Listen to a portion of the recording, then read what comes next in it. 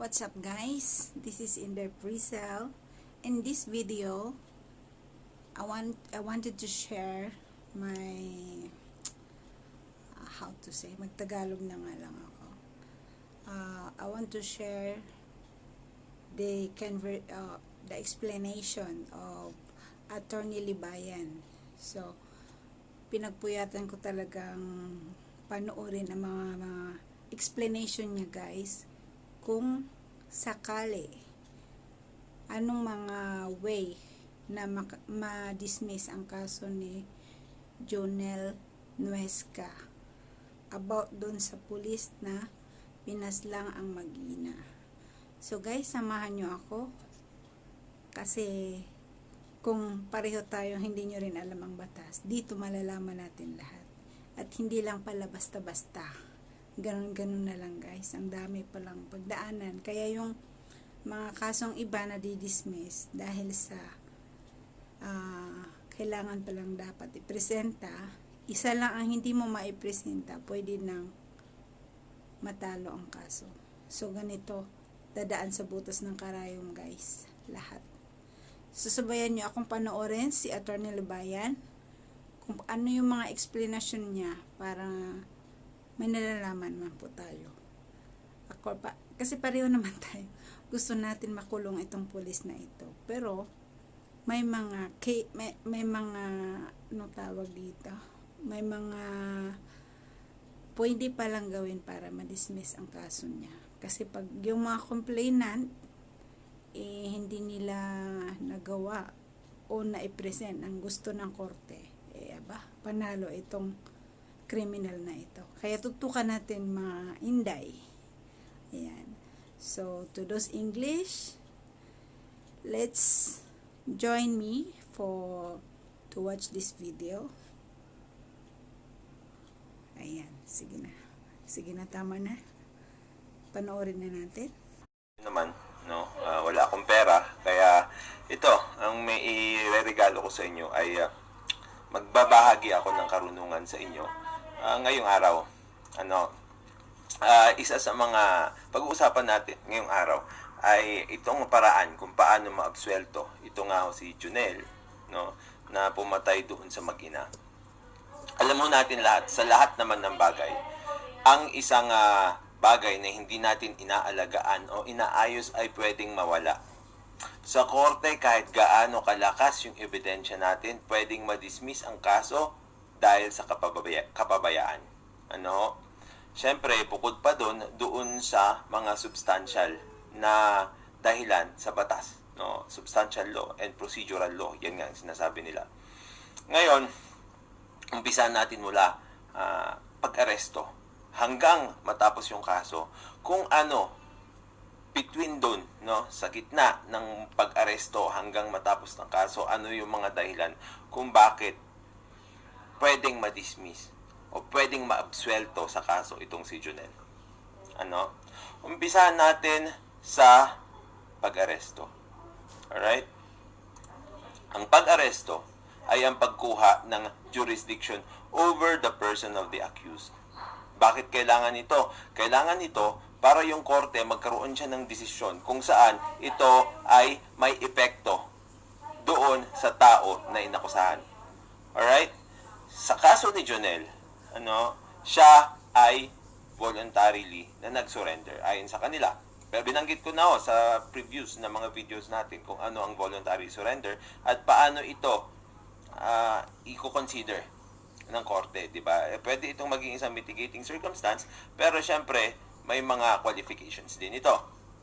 Pero hindi yan ang topic natin ngayon. Ang topic natin dito ngayon ay ano ang dahilan kung pwedeng para ma-dismiss yung kaso dahil sa lack of jurisdiction over the person of the accused. Unang-una nga yung maling pag-aaresto. Hindi na papasok dito. Di ba? So, cross out na natin yon. Pangalawa, jurisdiction over the crime. Ano ibig sabihin yan? Alam natin na sa bawat korte, merong kanya-kanyang jurisdiction yan. Kapag tayo ay magfa-file ng kaso, dapat nandun sa jurisdiction ng korteng yun, otherwise madi-dismiss siya. Alright? Ngayon, sa kasong ito, no, it is a criminal case. So, ibig sabihin, ang may jurisdiction dito sa kasong ito ay yung Regional Trial Court kung saan nangyari yung krimen. Dahil sa criminal cases, sabi sa batas natin, venue is jurisdiction. Ang aga-aga ko mabulol, venue is jurisdiction. So, kasaan nangyari yung krimen, doon ipa-file yung kaso. Kapag final ito sa ibang jurisdiction, sa lugar kung saan hindi nangyari yung krimen o anuman sa mga elemento nito, madidismiss yung kaso. Alright? Ngayon, na-file na yung kaso, nandun na ho. Mangyayari dyan, magkakaroon ng arraignment. Yung arraignment na yon, importante rin yon dahil yun ang nag-a-attach ng jeopardy doon sa kaso o doon sa individual. Alright? Ito rin, ang isang dahilan kung bakit nadidismiss ang isang kaso. Meron kasi tayo sa Constitution ang right to speedy trial. Anong ibig sabihin niyan? Dapat litisin ang kaso ng mabilisan ayon sa kakayahan ng korte at syempre sa kakayahan din ng resources ng mga tao o yung gobyerno o yung mga tao na kasali doon sa kaso na yon. Kapag merong undue delay o mga delay na hindi naman karapat-dapat, pwedeng ma-dismiss yung kaso. Ano yung mga delay na ito? Isa sa mga delay na yan ay yung laging nare-reset yung kaso dahil wala kang witness. So, ang mangyayari kasi dyan, everyday a-attend yung akusado doon sa korte. Ngayon, doon sa everyday na yon, kapag wala yung witness mo at nare-reset yung kaso, at umabot sa 3 beses. Usually, 3 beses, o kaya 2 beses. Depende sa judge yan. Depende sa circumstances, Pagbibigyan, usually yung una. Pag walang witness, sabihin, magbibigay ng dahilan.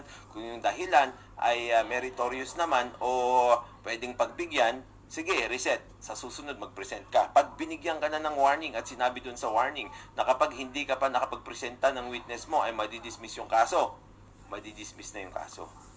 And usually, kung na-dismiss yung kaso sa speedy trial o kaya failure to prosecute, it is with prejudice na. Except of course, kung ang dismissal na binigay ng korte ay yung tinatawag natin na provisional dismissal. Ang provisional dismissal ay pagdi-dismiss ng kaso temporarily, pansamantala lang, Sa kaso ni Junel, dahil ito ay cognizable by the Regional Trial Court, ang provisional dismissal ay pwedeng i-issue ng judge at pwedeng buhayin yung kaso sa loob ng 2 taon. Paglampas ng 2 taon, pwede nang ipa-permanently dismiss yung kaso. So, ibig sabihin, absuelto na si Junel doon. Yung failure to prosecute naman na yan, ay usually, tinatali yan doon sa speedy trial. Yung failure to prosecute din naman na yan, malawak din yan. Ibig sabihin, hindi mo nilitis yung kaso, di ba? Hindi mo pinirsigi yung kaso. Kapag ganun ang nangyari, di ba? Kunwari, sobrang tagal na, may motion ka na ifa-file, pero hindi ka nag-file ng motion na yon, natulog yung kaso, tapos matagal na rin due to your inaction o walang gana na litisin yung kaso, madidismiss yun. Alright? Ngayon, pumunta tayo doon sa pinaka juicy ngayon na tanong ng mga tao. Presentation of witnesses and evidence. Bakit importante ito? Alam naman natin na ang batas natin ay it is a court of evidence. Kapag tayo ay nagta-trial, nandun tayo sa korte, pinagpapalagay natin na lahat ay zero. Except of course, doon sa mga bagay na kumukuha ng judicial notice yung korte o yung mga bagay-bagay na hindi na nila kailangang patunayan pa. Katulad ng, kunwari, pangalan ng mga probinsya, boundaries ng probinsya, ganyan. Hindi na ho kailangang patunayan yan, judicial notice. Pero bukod sa mga yon at sa mga iba pang exemption ng batas, blanco lahat yan. Kahit gaano pa kadami ang umiikot sa newspaper, ang umiikot sa social media, kung ano ang nangyari doon sa krimen na yon, at syempre napatunayan naman doon sa social media na yon, o kaya yung mga tao na kagalang-galang nagsalita tungkol doon, hindi ho tatanggapin nung judge yon bilang parte ng kaso. Lahat dapat i-present mo pa rin doon sa korte. Dito sa kaso ni Junel, meron yung video kung saan nakuhanan siya mismo ng pumaril ng dalawang tao. Ngayon, ang hindi mo pagpe-present din ng witness, pwede rin maging dahilan yan para ma-dismiss yung kaso. Tulad nga ng sinabi ko, pag wala kang mai-present na witness, hindi tutuloy yung kaso, madi-dismiss. Kapag naman wala kang na-present na witness, o kaya wala kang na-present na evidence, madi-dismiss din yung kaso. Bakit? Lack of evidence. Anong mangyayari? Magfa-file sila ng demurrer to evidence eventually. Pagkatapos mag-present nung prosecution ng kanilang ebidensya, tapos wala silang na-present na magbibigay ng proof beyond reasonable doubt, pwedeng ma-dismiss yung kaso. Balik tayo dito sa presentation of witness, Sinabi, umiikot-ikot kasi, si Dibold, si General, sinabi niya kailangan i-present yung kumuha ng video. At sinabi nila na nagdadalawang isip yung yung kumuha ng video kung gusto niyang tumistigo o hindi, o kaya hindi ko alam kung nagdadalawang isip o natatakot, hindi ko talaga alam, pero yung bali-balita lang naman umiikot. Pero ang sabi nila parang nag-aalanganin, 'di ba? Ngayon pag hindi pa siya present, pag hindi siya present yung video o yung tao na kumuha ng video, anong mangyayari dun sa video na yon? Syempre natural dyan, yung video na yon ay hindi ho tatanggapin ng korte dahil nga there is lack or failure to authenticate the evidence. Alam mo natin na pag tayo ay pupunta sa korte, dapat yung tao na merong custody o kaya kumuha ng ebidensya o kaya may personal knowledge tungkol sa ebidensya na yun, siya dapat ang umupo doon sa korte. Nakalagay ho yan kasi doon sa rules on electronic evidence natin, dito Rule 11, Sabi niya, Section 1, audio, video, and similar evidence. Audio, photographic, and video evidence of events or transactions shall be admissible provided it shall be shown, presented, and displayed to the court and shall be identified, explained, or authenticated by the person who made the recording or by some other person competent to testify on the accuracy thereof. Bakit kailangan ito? Unang-una, dapat tunay. Dapat totoo yung ebidensya na yon. Alam naman natin ngayon sa panahon, madali lang, mag-edit na, advance na yung technology natin. So dapat kung sino yung kumuha nung video, ipaliwanag niya rin doon sa korte, ipakita niya na totoo yun, at i-explain niya para maintindihan natin kung ano yung video. Tandaan kasi natin, tulad ng sinabi ko kanina, pag pupunta tayo sa korte, blanco lahat yan. Iisipin ng judge, isipin natin lahat ito, Pag tayo ay pumupunta sa korte, ito ang isipin natin. Hindi kahit gaano ka-sensationalize o kasikat yung kaso natin, ang iisipin natin, dapat lagi hindi kilala ng judge kung sino yung mga perpetrators. Isipin natin, dapat hindi pa napanood ng judge yung video. Isipin natin, yung judge hindi siya nagpapasa ng social media. Lahat ito dapat ibibigay natin sa kanya in evidence. Kaya kailangan yan. At isa pa sa pinaka-importanting dahilan kung bakit i-authenticate natin yung document para ma-cross-examine yung tao na kumuha ng video tungkol dito. Kasi tandaan natin, nakalagay din sa ating rules on evidence na ang isang dokumento o witness, witness na hindi na cross-examine, considered hearsay yun.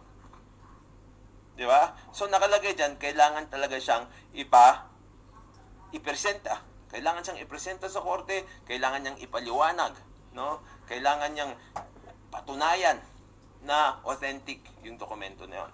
Ngayon, tanong sa akin, Attorney Libayan, paano pag ayaw tumestify nun? Ayaw tumistigo nun? Ganito, Pwede ka namang kumuha ng ibang witness.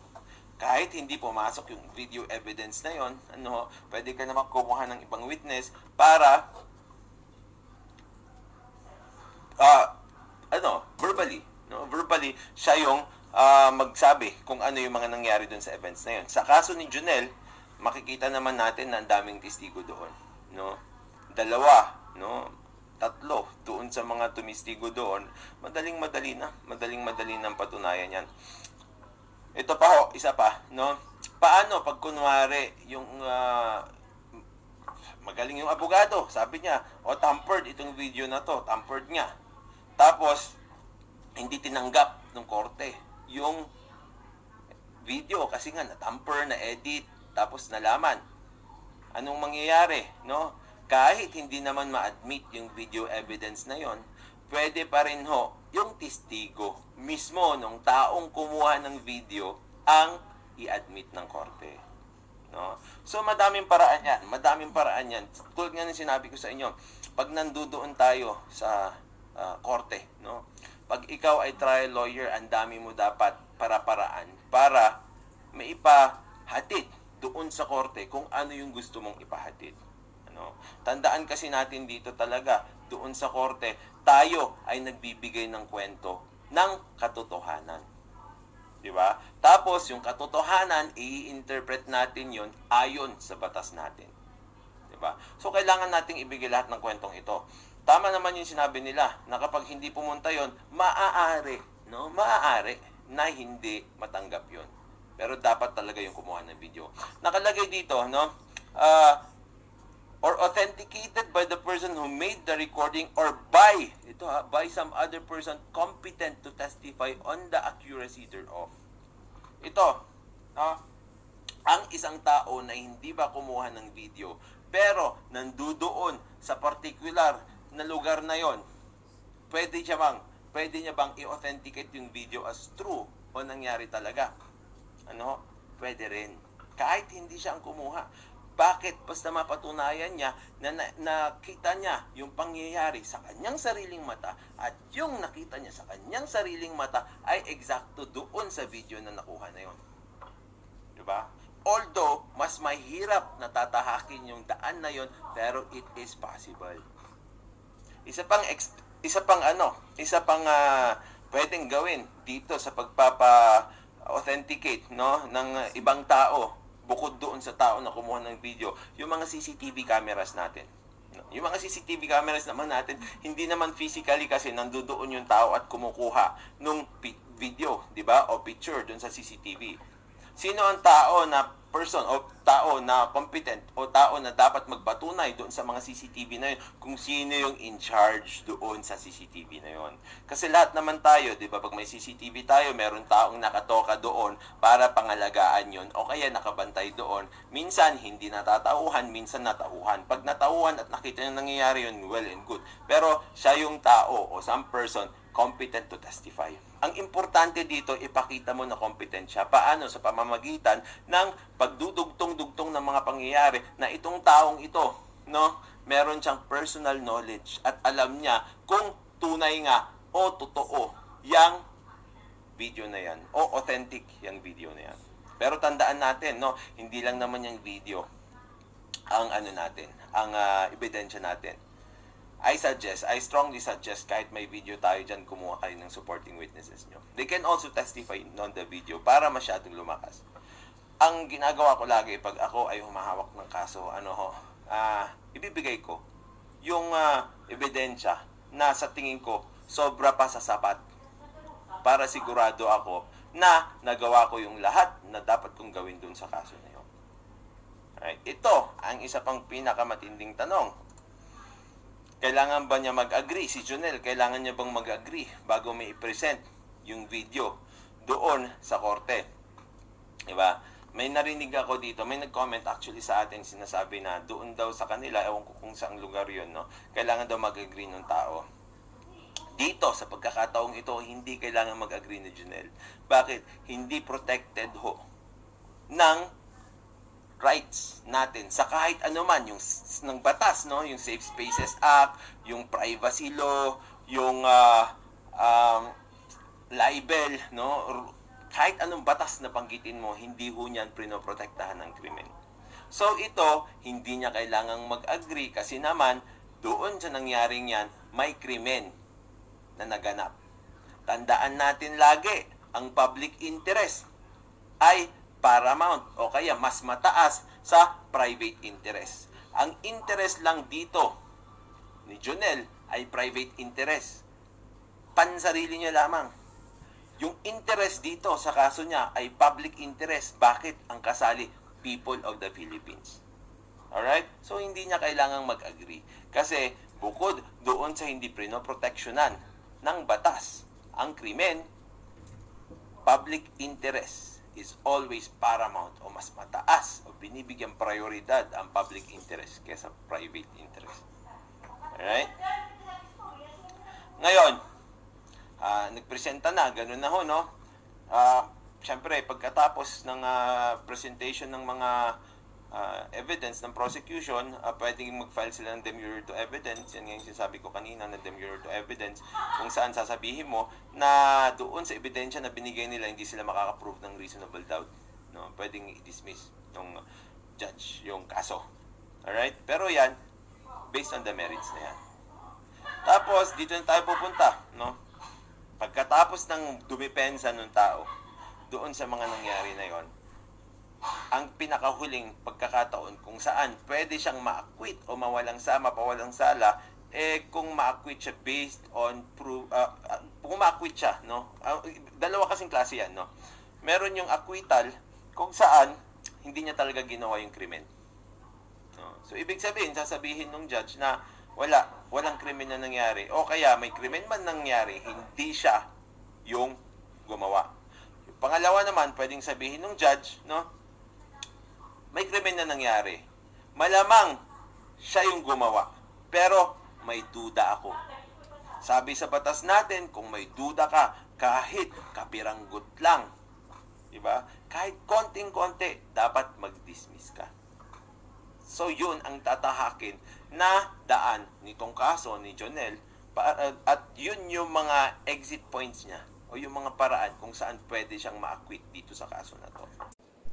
And guys, thank you so much sa pagsama sa aking panunood kay Attorney Libayan at naunawaan ko at sana naunawaan nyo din kung ano ang mga way na dapat maiwasan kung gusto nilang manalo ang kaso. No, guys. And so hanggang dito na lang. Maraming salamat sa inyong panunood. Please like and share my videos. For more videos, I will surprise you all, guys. So please click the notification button for my next video. So my video is not stated. There's interesting things I would like to share with you guys. And the way na sana makatulong ako sa inyo information. So, alam naman natin tayong mga Pilipino sa iba't ibang bansa at saka hindi tayo nakatutok sa ating mga television dahil sa ating mga trabaho. So, sana ito makatulong sa inyo guys. Ang aking channel, Inday Priscel Dumasig. I'm based in Malaysia guys. Goodbye. Merry Christmas and advance Happy New Year.